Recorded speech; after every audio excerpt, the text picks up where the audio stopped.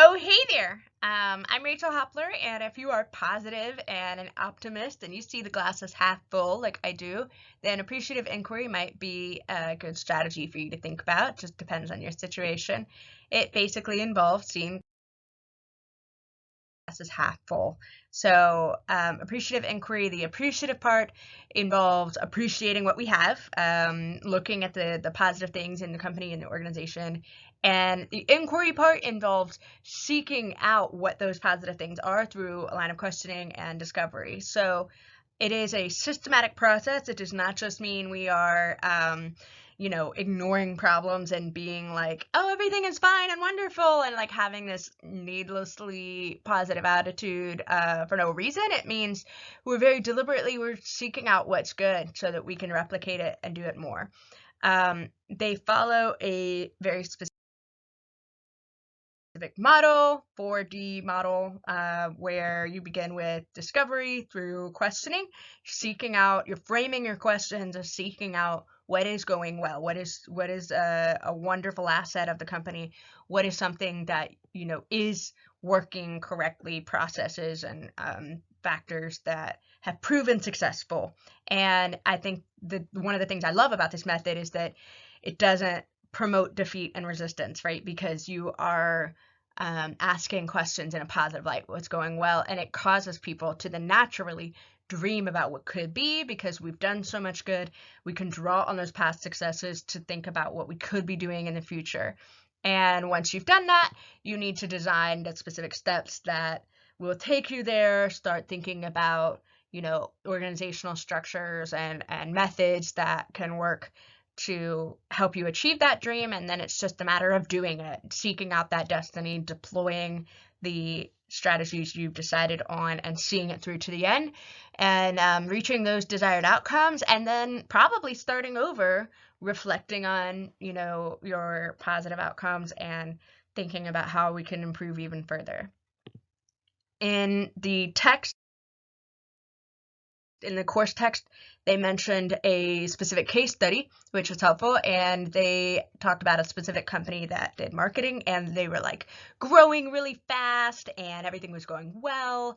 And so then other companies were looking at them and starting to like recruit some of their best people away from them. So that's a negative thing. And you could choose to focus on, oh no, like these bigger companies are going to have more money and they're going to be able to take some of our best people.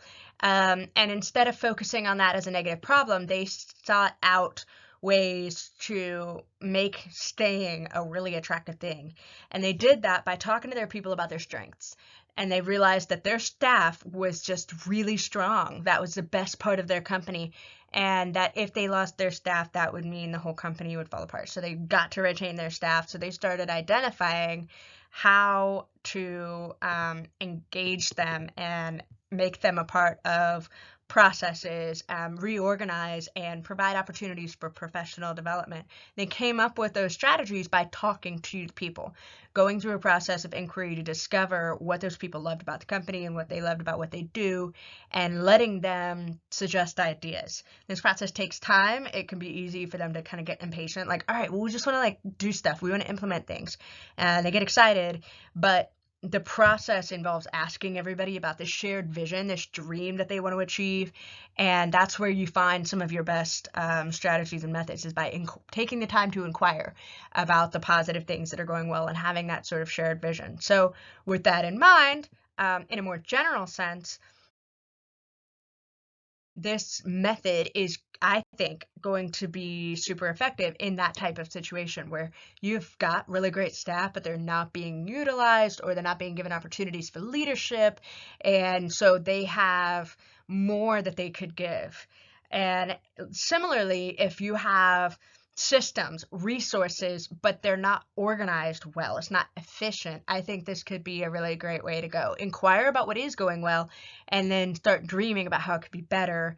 But if you already have a good baseline, good product, good people, good resources, whatever, but it's just not efficient, or for example, if there's a lack of communication between systems, then I think this could be a really good way to go, because you're going to focus on the things that are going well. And that being said, when it comes to some pros and cons, one of the biggest pros is that you're going to be talking to everybody about the positive things that are going on. It's going to drive positive conversations. And so the methods that you come up with, the steps that you come up with in that design process is going to be group led. Everybody's involved. It's a collaborative thing. And so it's less like a punitive measure coming from the top down and more like we all got together and decided that this shared vision is what we want. And we collaborated about ways to make it happen. So we're all on board and you're going to have less resistance. It is going to just generally seem less negative, I think, and less oppressive and more of a group collaborative thing that is focused on what is good about the past and what is good in the future. And that being said, I do think the one limitation really that I could think of would be that if you don't have some good foundation, I don't think this would work very well. So if you ask everybody in the company to think about what's going well, what is good, and they like don't have any answers because everything is horrible, then you may need to change something fundamental about the business or the organization, and it might not be, doable if you don't have like a great staff or if the product is not a great product, you might have to kind of start from scratch. So you've got to have some base level successes and some core good elements of the company and the business to be able to drive that forward.